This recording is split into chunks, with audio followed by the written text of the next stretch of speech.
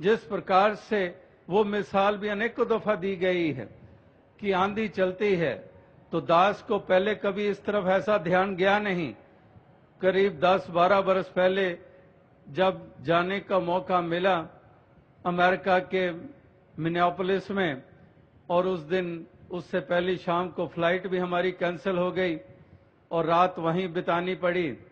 सुबह जब एयरपोर्ट की तरफ बढ़े तो पेड़, बड़े बड़े दरख्त, वृक्ष गिरे हुए, थोड़ी आगे जाओ और बड़े बड़े वृक्ष गिरे हुए।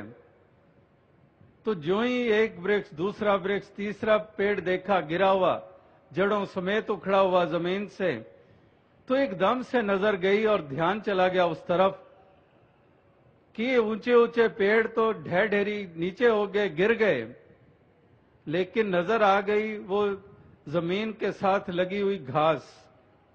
तो घास को देखा तो आंधियों ने बड़े बड़े पेड़ों को गिरा दिया और ये घास, छोटी सी घास, ये अपनी जगह के ऊपर कायम है। तो इसी प्रकार से वही बात कि मारा गया वही जिसने कहा कि मैं बड़ा, कि ये मैं करने वाले इनके हिस्से में क्या है।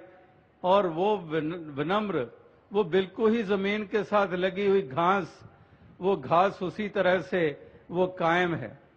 तो कहने का भाव केवल इतना ही है कि इंसान कितने कितने गुमान करते हैं, कितने कितने अभिमान करते हैं कि मैं तो बड़ा एक ऐसा हुनर वाला हूं।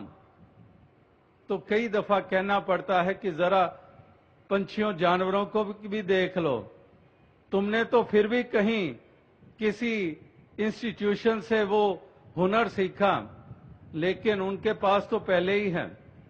तुम किस चीज का मान करते हो?